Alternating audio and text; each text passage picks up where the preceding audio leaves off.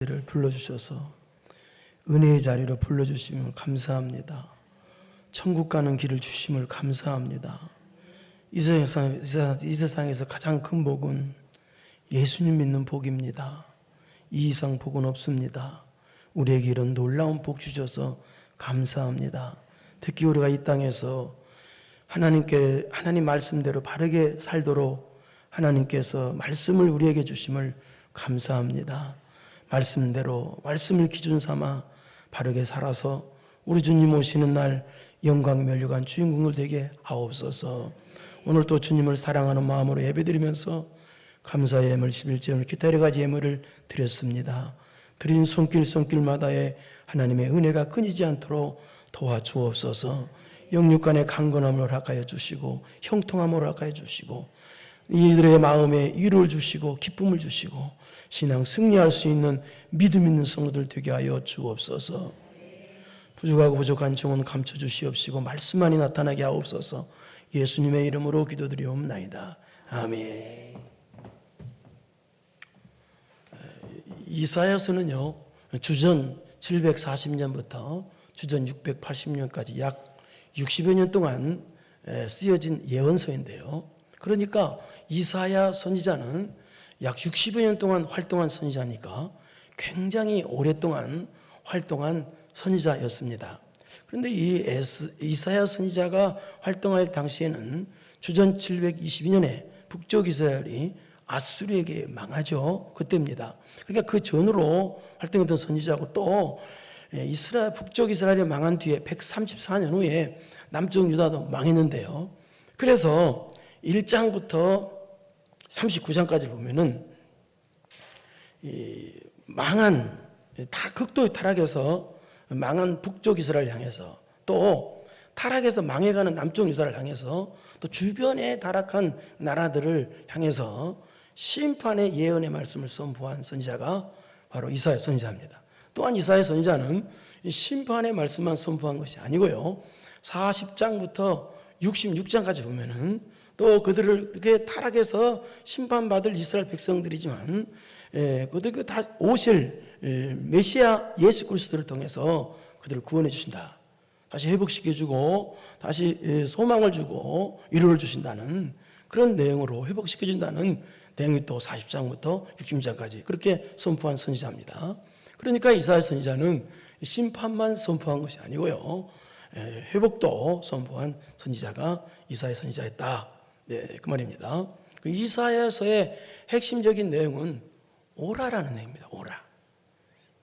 오직 구원은 하나님께만 있고 오직 예수 그리스도께만 있으니까 와야 회복의 은혜가 있고 소망이 있고 위로가 있을 거 아니냐. 안 오는데 어떻게 구원이 있고 어떻게 소망이 있고 어떻게 위로가 있냐. 그것이 이사야의 핵심이에요. 1장 18절을 보겠습니다. 이게 이사야의 주제가 되는 말씀인데요. 보겠습니다. 시작. 여호와께서 말씀하시되 오라 우리가 서로 불러가자 너희의 죄가 주고받을 지라도 눈과 같이 이어질 것이요 지금같이 붉을지라도 달걀같이 희게 되리라. 오라는 거예요. 여기 오라 되어 있죠. 오라. 너희들이 죄 가운데 그 절망 가운데 있을지라도 너희들 죄가 주홍 같고 진홍같이 붉을지라도 하나님께 오라는 거예요. 와야 될 거 아니냐. 와야 하나님께서 회복을 해주시고 구원의 은혜를 주실 게 아니냐. 와서 회개하면 하나님께서 그만큼 주실 거 아니냐. 여러분, 교회로 나오라는 것은 하나님께서 주실 것이 있으니까 나오라 하시는 거예요. 놀라운 구원의 은혜, 회복의 은혜 주시겠다. 그러니까 나와라. 그런데 오늘은 마지막 이사야서의 마지막 66장이죠. 66장인데 그렇다면 나오는데 어떤 신앙으로 나와야 되느냐라는 내용입니다. 여러분, 신앙이 잘못되게 나오면 곤란하죠. 신앙이 잘못되면 안 되죠. 바른 신앙을 가지고 나와야죠. 그러니까 내가 원하는 신앙이 아니라 하나님께서 원하시는 신앙을 가져야죠. 그래서 저는 오늘 본문을 통해서 하나님께서 원하시는 신앙이 뭔가, 즉 하나님께서 원하시는 이 바른 신앙이 뭔가에 대해서 알아보려고 합니다. 세 가지인데 첫째, 따라서 합시다. 약자의 마음을 가지고 나오는 신앙. 시작.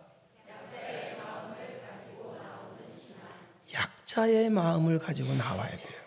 그게 바른 신앙이라는 거예요. 그 신앙을 가지고 나오라는 거예요. 자, 보겠습니다. 1절을 보겠습니다. 시작.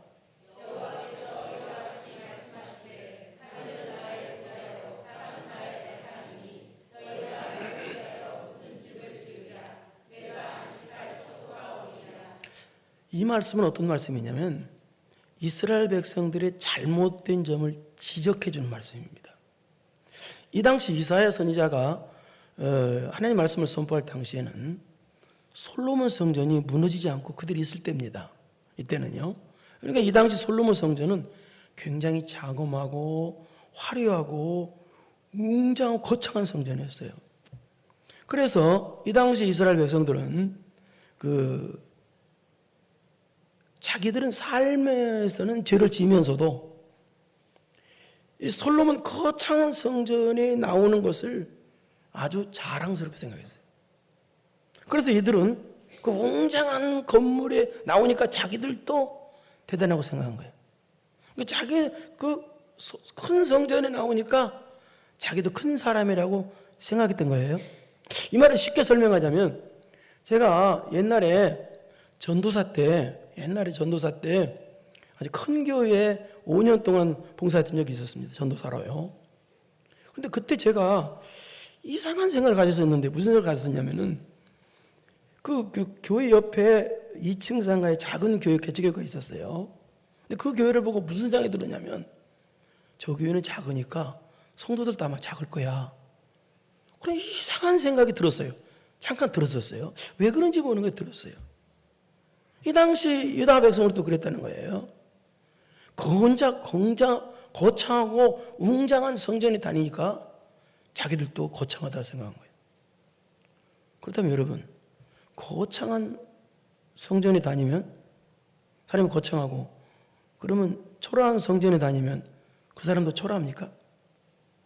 여러분, 거창하고 웅장한 건물에만 하나님이 계시고 초라한 성전에는 하나님이 안 계십니까? 그런데 유다 백성들은 그렇게 생각했다는 거예요. 그걸 지적해 주는 거예요. 그러니까 큰 성전에 나오면 자기들도 큰 사람이라고 생각했던 거예요. 말도 안 되죠? 그러니까 이 사람들은 시작부터 지금 뭐예요? 약자의 마음을 가지고 나오는 것이 아니라 시작부터 강자의 마음을 가지고 나오는 거예요. 그래서 하시는 말씀이 이 말씀이에요. 여호와께서 이와 같이 말씀하시되 하늘은 나의 보좌요 땅은 나의 발판이니. 무슨 얘기예요? 이 말은 천지 만물에 하나님 다 계신데, 하늘, 땅, 하나님 다 계시는데, 그런데 어떤 솔로몬 성전에만 하나님이 계시겠냐? 너희들이 건물 지었다고 거기에만 하나님이 계시냐? 아니다는 겁니다. 그러면서 너희가 나를 위하여 무슨 집을 지으랴? 내가 안식할 처소가 어디랴? 너희가 건물 잘 지었다고 내가 거기 계시겠냐? 너희들 왜 그런 소리 하느냐? 그런 뜻이에요. 또 이 말은 또 어떤 의미가 있느냐면 앞으로 이제 망하고 포로에서 다시 돌아오지 나중에요. 이사야서를 기준으로 볼 때요. 그때 돌아올 때 성전 재건을 하죠. 그 재건하는 사람들에게 경고의 말씀을 또 이렇게 섞은 말씀이에요, 이 말이에요. 그러니까 여러분 구약의 성전에서는요 가장 중요한 게 뭐가 있어야 돼요? 구약의 성전은 희생 제사가 있는 곳이 구약의 성전이에요. 그래서 구약에서 온 마음을 다한 희생 제사가 없는 예배는 있을 수가 없는 거예요. 그러니까 마음을 다한 희생 제사가 없는 어떤 건물에 간다고 해서 어떤 처소 중심으로 신앙생활하면 안 된다 하는 것을 경고성이 말했던 1절의 말씀이에요. 그래서 2절 보겠습니다. 2절 시작. 2절 시작. 나 여호와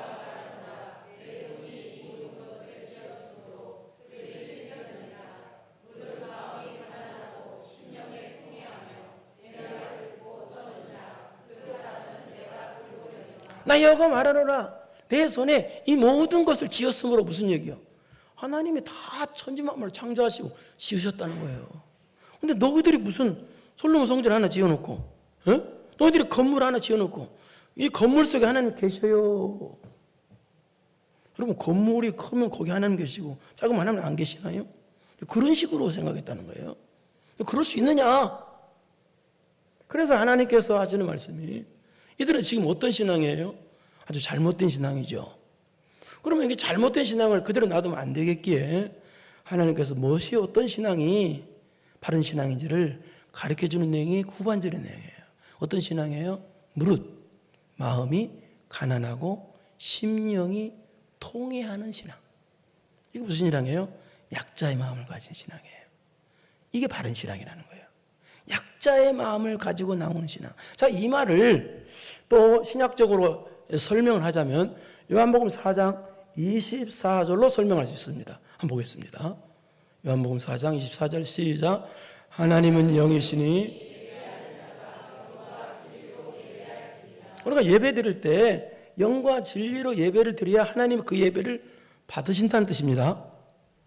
그러니까 이 말은 무슨 말이에요? 하나님께서는 어떤 장소, 어떤 건물로 우리가 들어가서 예배 드리는 것을 그 예배를 받으시는 것이 아니고요. 영과 진리로 예배된다. 영과 진리라는 말은 무슨 말이냐? 성령으로 거듭나서 성령의 감동으로 드리는 예배. 영이라는 말. 진리라는 말은, 이 말은 무슨 말이냐? 구약의 구속사적인 예언된 말씀이 예수 그리스도께서 성취된 것을 믿는 믿음을 진리라고 해요. 그러니까 이런 신앙을 가지고 예배드리는 그 예배드리는 신앙을 하나님이 받으시고 기뻐하시고 그런 신앙의 예배를 받으신다는 거예요. 다시 2절을 보겠습니다.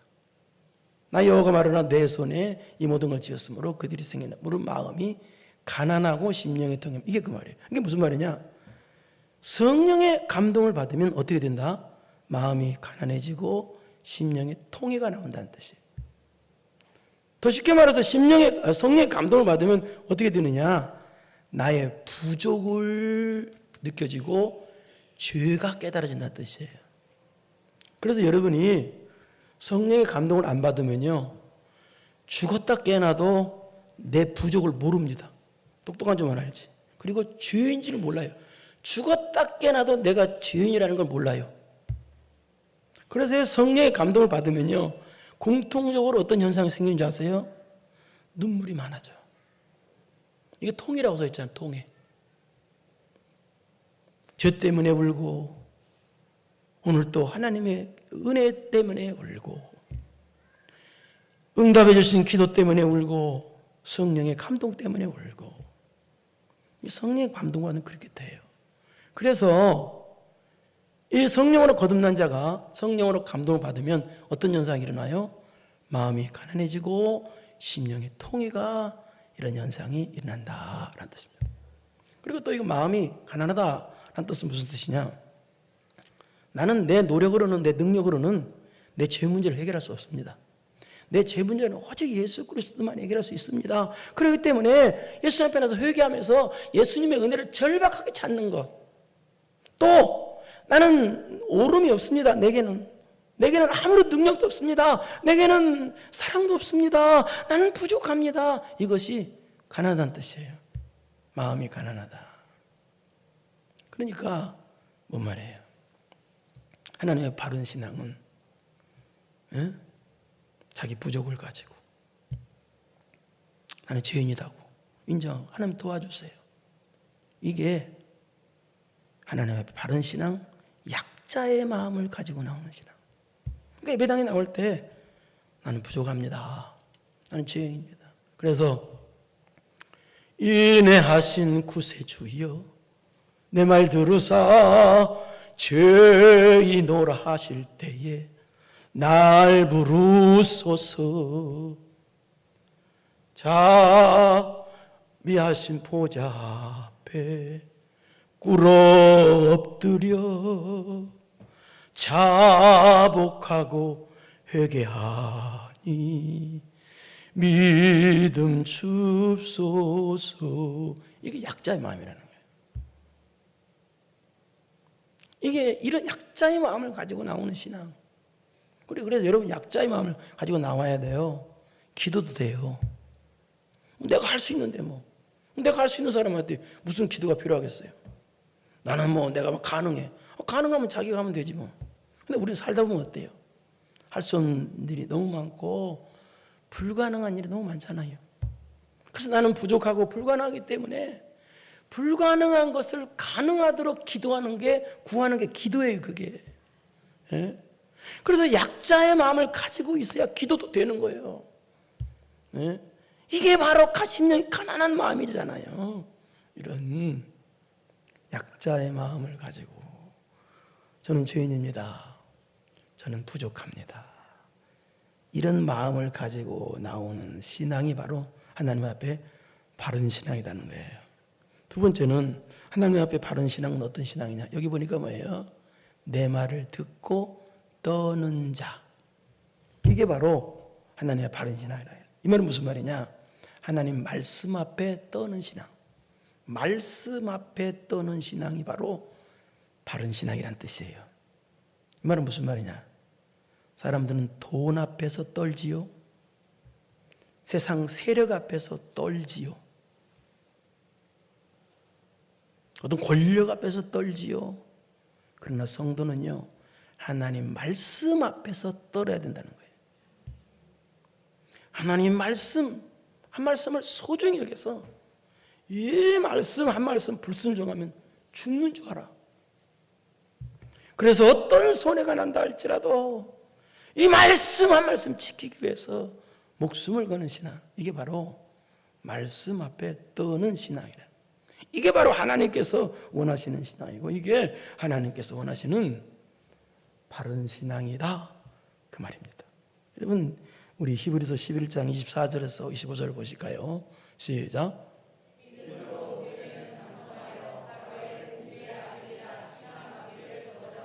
그 다음에 25절 보겠습니다. 도리어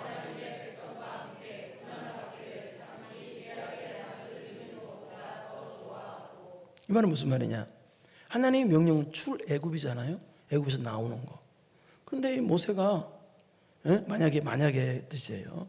만약에 모세가 애굽의 화려한 그 왕궁의 그 안위를 즐거워했다면, 그리고 불순종했다면, 출애굽 안 했다면 어떻게 돼요? 모세는 끝난 거예요.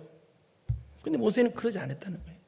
모세는 하나님 말씀을 불순종해서, 그래서 애굽의 화려한 왕궁의 왕실의 안락을 취한 것이 아니라 하나님 말씀을 두려워하고, 그래서 하나님 명령에 순종해서 이스라엘 백성과 함께 고난받는 길을 택했다는 뜻입니다.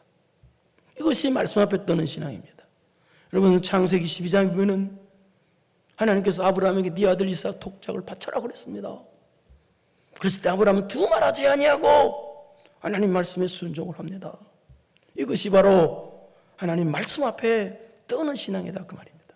말씀 앞에 떠는 거예요. 다시 2절을 보실까요? 나 여호와 말하노라 내 손이, 그다음에 마음이 가난하고 심령이 동의하며 내 말을 듣고 떠는 자, 하나님 말씀 앞에 떠는 신앙을 가진 사람에게는 무슨 은혜 주신다? 그 사람은 내가 어떤 은혜? 돌봐주시는 은혜를 주신다는 거예요. 이 말을 오늘날로 말해서 여러분, 인생을 살다 보면 어때요? 우리 일도 있죠. 하나님 말씀 소중해서 이거 지키는 것 때문에 때론 재산도 손해나고, 또 직장 다니시는 분들은 말씀 지키는 것 때문에 왕따도 당하고 고난도 당하고 환난을 당하고 그럴 때 있지요. 그렇다면 어떻게 해야 돼요? 그때 돈을 위해서, 내 명예를 위해서, 내 영광을 위해서 하나님 말씀 불순종해야 되겠습니까? 그러지 않아야 되잖아요. 그런다 할지라도 오히려 더 하나님 말씀을 소중하기 위해서 말씀 한 말씀 지키기 위해서 최선을 다하는 사람, 이 사람이 바로 하나님 말씀 앞에 떠는 신앙이라, 그 말입니다. 이런 하나님 말씀 앞에 떠는 신앙을 가지고 나오는 사람에게 하나님께서 보호해 주시는 은혜를 주시고, 이런 신앙이 바로 하나님 앞에 바른 신앙이다, 그 말입니다. 우리 5절로 뜨실까요? 그런데 5절 시작.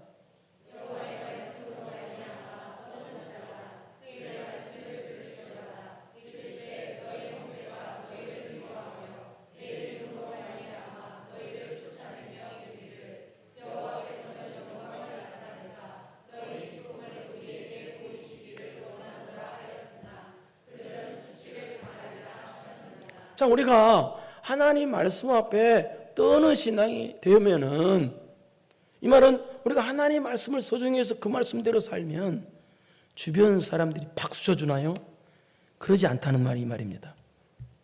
오히려 하나님 말씀 앞에 안 떠는, 약자의 마음을 가지고 나오지도 않고 말씀에 떨어지지 않는 그런 악한 주변의 성도들이, 주변의 형제라고 했잖아요. 주변의 형제들이 무슨 일이 생긴다? 우리가 말씀대로 살면 너희를 미워하며 내 이름으로 말미암아 너희를 쫓아낸 일이 생긴다. 그럼 이런 일이 생기면 어떻게 되겠어요? 이런 어려운 일이 생기면 그럼 말씀대로 사는 걸 중단해야 되겠습니까? 아니죠. 오히려 우리는 어때요? 더 천국만 바라보고 예수님만 바라보고 더 순종해야 됩니다. 결코 불순종해서는 안 됩니다. 그런데도 이렇게 말씀 앞에 떠는 자를 핍박하고 쫓아내면서도 이런 자가 뭐라고 말하냐? 말미암아 너를 쫓아내면 이르기를, 그 자들이 말하기를 여호와께서는 영광을 나타내서 너희 기쁨을 우리에게 보여주시기를 말하니. 무슨 얘기요? 이 말씀 앞에 떠는 자들을 핍박하고 쫓아내면서 하는 말이 이것이 하나님께 영광이다 그런다는 거예요. 정말 악한 사람들이죠. 네? 핍박하면서 이것이 영광이다. 아주 코에 걸리면 코걸이, 귀에 걸리면 귀걸이식이죠. 자기들 마음대로 해서 가는 거죠. 자, 그렇다면 이렇게 악한 자를 하나님 내버려 두시냐? 그러지 않다는 것이 보이시기를. 그 다음 후반부 봐봐요. 후반부 5절 후반부 원하노 하였으니 그들은 수치를 당하리라 하셨느니라. 그런 자는 하나님께서 심판하셔서 반드시 수치를 당하게 만드신다는 거예요. 수치를 당. 그러니까 하나님 말씀 앞에 떠는 자는 하나님께서 보호해 주시고 은혜 베풀어 주시고 복을 내려 주시지만, 그러나 하나님의 말씀 앞에 떠는 자를 핍박하고 쫓아내면서 엉터리 같은 말을 하는 사람은 하나님이 심판하셔서 수치를 당하게 하신다. 그런 뜻입니다. 데살로니가 후서 1장 6절에서 7절 보겠습니다. 시작. 너희로 7절 환난을 받는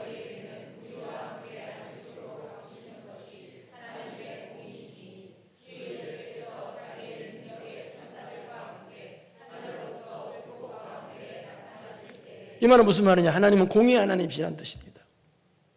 그래서 어떤 희생을 치더라도 하나님 말씀 앞에 떠는 신앙을 가진 자는 하나님께서 안식을 주시고 보호해 주시고 복으로 갚아주시지만, 그러나 악한 자, 핍박하는 자, 이런 자는 심판하셔서 환난으로 갚으신다.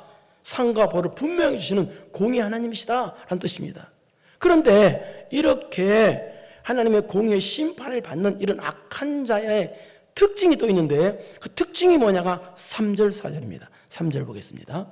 3절 시작.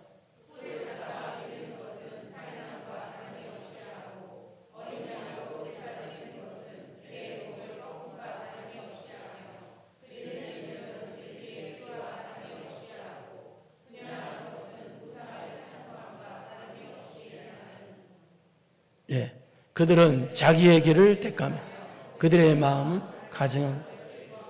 오늘 말씀이 좀 길지요. 자, 이 말은 무슨 말? 두 가지 뜻이 있습니다.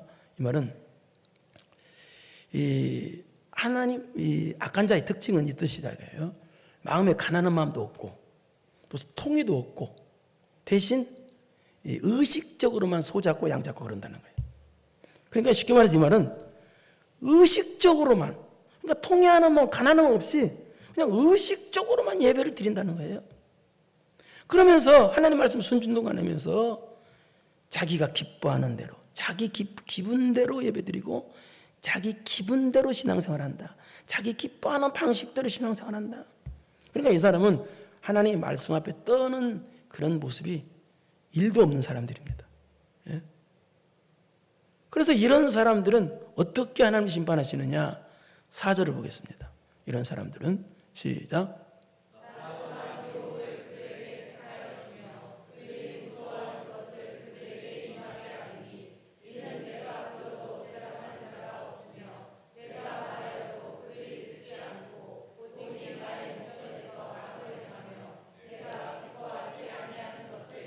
자, 앞부분 보세요. 여기 보니까 유혹을 앞에, 유혹을 또한 유혹을 그들에게 대해 주며, 이 말은 무슨 말이냐?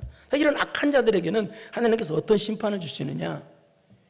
유혹 받으며 살도록 내버려 둔다는 뜻이에요.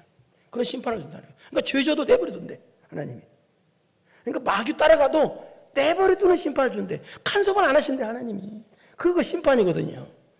조금만 죄지면 하나님 막 때려야 되거든 때로는요. 예? 죄지면 가만히 하나님 계시면 안 되죠. 사랑한다는 표시인데 그게.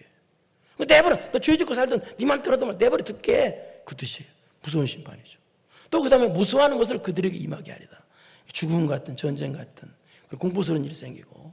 이는 왜 그렇게 심판이 오냐? 이는 그 이유는 내가 불러도 대답도 않고 또 내가 말하여도 그들이 듣지도 않고 이것은 나의 몫은 악을 행하는 것인데 내가 기뻐하는 것을 행하지도 않고.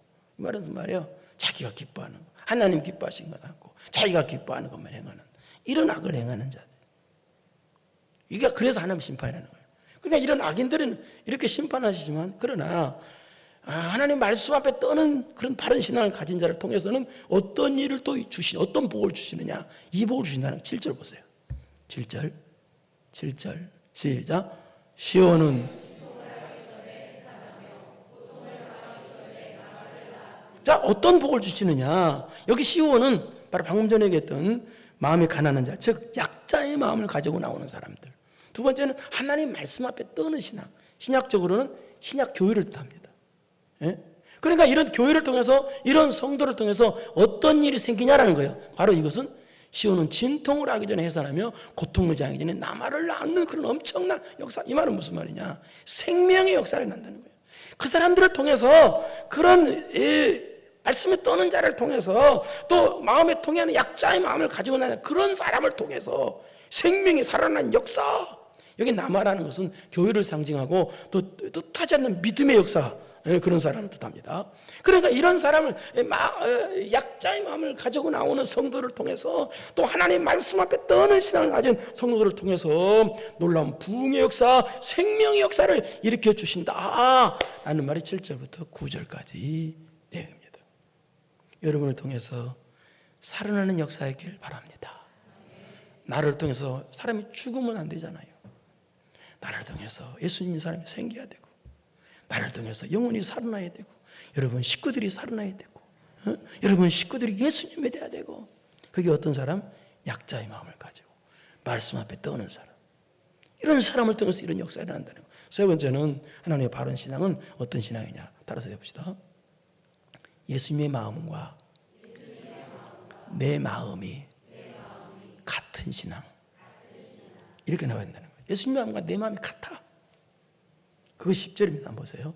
10절 시작.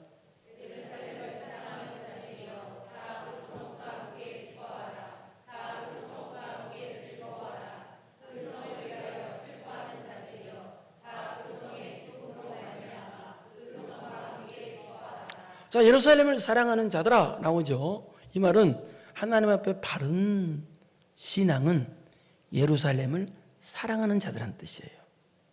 그리고 또 여기 예루살렘 방금 전했던 시온은 전부 다 교회를 상징하고 오늘날 또 성도들을 상징해요.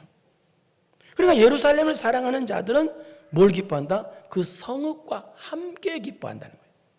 성읍과 함께죠. 즐거워한다는 거예요. 이 말은 방금 전에 7절에서 그렇게 교회가 막 부흥역사 생명역사 일하는 걸 보고 기뻐한다는 뜻이에요. 그러니까 이 말은 복음 때문에 기뻐하고 기쁨의 근거가 복음이라는 거예요. 예. 그 다음에 또 슬퍼하는 자들이요. 또 그런데 또 그 성읍을 위하여 슬퍼하는 자들이라고 그래요. 이 말은 어떤 말이냐? 방금 전에 했던 대로 이 악한 자들에 의해서 말씀에 떠는 자를 핍박한다고 그랬죠. 그러니까 교회가 핍박당하고 교회가 어려움 당할 때 그걸 보고 슬퍼한다는 거예요. 그러니까 이 말은 봐서 두 개 합치면 뭐예요? 복음 때문에 기뻐하고 복음 때문에 슬퍼하는 거예요. 그런데 또 후에 또 보면은 또 그 성의 기쁨으로 말미암아 그 성과 함께 기뻐하라. 또 뭐예요? 슬퍼했다, 기뻐했다, 슬퍼했다, 기뻐했다. 또 이 말은 무슨 말이냐? 이 뜻입니다. 하나님을 사랑하는 자는 하나님을 기뻐하고 교회를 기뻐한다라는 뜻이에요. 그러니까 기쁨의 근거가 하나님이고 교회이고 그렇다는 거예요. 제가 우리 손자를 사랑하죠. 가끔가다 그 말 하는데. 그래서 그런지요. 손자 얼굴만 봐도 웃음이 나와요. 너무 손자라고 해서 그냥 그렇게 반응이 없으면 안 되고요. 그래서 손자가 오는 날은 기다려져요. 이상하게. 무슨 말입니까? 내가 왜 이런 말 합니까? 하나님을 사랑하는 자는요, 교회 나오는 것이 기다려진다는 거예요. 예배가 기다려지고, 예배가 기쁘고, 이게 바른 신앙이라는 거예요. 여러분, 예배가 기다려집니까? 쑥스럽지 않아요? 아멘 하기가? 아멘을 다 했는데요, 아멘 한 분만 감사합니다. 하여튼 여러분, 이 사람 인사합시다. 선생님은 왜 아멘 안 했어? 시작.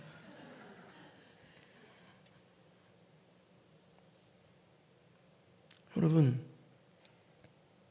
하나님을 사랑하면요, 교회가 나오는 게 기뻐요. 그러니까 기쁨의 근거가 바른 신앙은요, 하나님이고 교회고 예배라는 거예요. 이 말은 무슨 말이에요? 여러분, 이 말은 무슨 말이에요? 하나님의 바른 신앙은요, 이 신앙이라는 거예요. 하나님이 기뻐하시는 것과 내가 기뻐하는 것이 같다는 거예요. 하나님께서 원하시는 것과 내가 원하시는 것이 같다는 거예요. 하나님의 슬픔과 내 슬픔이 같아. 그런데 악인은 어때요? 하나님이 기뻐하시는 것과 틀려. 하나님이 기뻐하는 것과 내가 기뻐하는 것 완전히 틀려. 하나님께서 원하시는 것과 내가 원하는 것 완전히 틀려. 예? 그러니까 악인은요, 하나님의 마음과 악인의 마음과 완전히 틀려. 그러나 바른 신앙의 마음, 의인의 마음은 어떤 마음이냐? 예수님의 마음과 내 마음이 어때요? 같아. 이것이 하나님께서 원하시는 바른 신앙이라는 거예요. 주님의 마음을 본받는 자. 예수님께서는요, 십자가에서 기도하셨습니다. 나의 원대로 마옵시고 아버지 원대로 하옵소서. 이게 무슨 말인지 아세요? 하나님 뜻과 내 뜻이 같기를 원한다는 뜻이에요. 하나님의 마음과 내 마음이 같기를 원한다는 뜻이에요. 여러분, 하나님의 마음과 내 마음이 같은 것이 바른 신앙입니다. 그러나 이건 쉽지 않죠. 어렵죠. 그죠? 노력을 해야 되겠죠. 그래서 예수님 믿을수록요, 뭐가 봐야 되는지 아세요? 예수님 마음과 내 마음이 같아져야 됩니다. 예수님 믿을수록 예수님 모습과 내 모습이 같아져야 돼요. 예수도 알기 원하네. 크고도 넓은 사랑을, 대속해 주신 사랑을 간절히 알기 원하네. 내 평생의 소원, 내 평생의 소원, 대속해 주신 사랑을 간절히 알기 원하네. 여러분, 예수님의 사랑을 간절히 알기를 원해서 예수님의 사랑과 여러분의 사랑이 같기를 바랍니다. 예수님의 기쁨과 여러분의 기쁨이 같기를 바랍니다. 예수님께서 원하시는 것과 여러분이 원하시는 것이 같기를 바랍니다. 네? 내가 원하는 것과 예수님이 원하는 것 틀리면 기도 응답이 안 되는 거예요. 같아야 돼요. 그래서 말씀을 보란 얘기예요. 기도 백날 해도 내가 원하는 거 예수님 원하는 거 틀리면 응답이 안 돼요.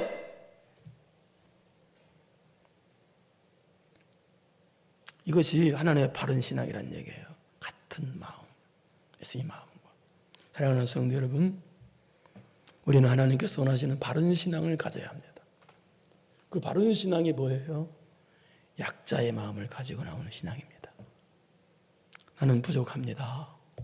나는 죄인입니다. 마음이 가난하고 통회하는 마음으로 나오는 신앙. 이 약자의 마음을 가지고 하나님 앞에 나오는 거예요. 나는 뭐 잘났으니까, 나는 똑똑하니까. 그건 안 되죠. 두 번째는 뭐예요? 말씀 앞에 떠는 신앙이에요. 돈 앞에 떠르고 어떤 권세 앞에 떠는 게 아니라 하나님 말씀 앞에 떠러. 이 말씀 한 말씀 순종 안 하면 죽을 것 같아. 그래서 말씀 앞에, 말씀에 순종하는 거야. 한 말씀 한 말씀. 그 말씀 한마디 내 마음에 교훈되도다. 이 말씀 한마디가 정말 교훈이 돼. 말씀 앞에 떠는 신앙. 세 번째는 뭐예요? 예수님의 마음과 내 마음이 같은 신앙. 같아야 됩니다. 예수님을, 여러분을 사귀면 사귈수록 예수님의 마음이 보여야 돼요. 여러분을 사귀면 사귈수록 예수님의 기쁨이 보여야 돼요. 여러분 속에서. 그것이 하나님의 바른 신앙이라 그 말입니다. 여러분 이런 바른 신앙이 있어서 말세지만에 크게 복을 받고 우리 주님 오시는 날 영광의 멸관 주인공 되기를 축원합니다. 걸어가시고 내려오신 아버지 하나님 감사합니다. 우리는 잘못된 신앙인가요? 아니면 바른 신앙인가요? 우리가 가지고 있는 신앙은 어떤 신앙인가요? 말씀 앞에 깨닫는 성도 되게 하옵시고 하나님 앞에 바른 신앙 되어서 말씀 잊지 말아 될수록 승리하는 성도 되게 하옵시고 멸류관의 주인공 될 수 있도록 이들에게 은혜 내려 주옵소서. 예수님의 이름으로 기도드리옵나이다. 아멘. 이제는 우리 구주 예수 그리스도의 은혜와 전능하신 하나님 아버지의 무한하신 사랑하심과 성령님의 교통교제 감동과 말씀이 바른 신앙 되기로 마음 깊이 결단하고 돌아가는 사랑하는 성도들 머리머리 위에 이제로부터 영원토록 함께 있을지어다. 아멘.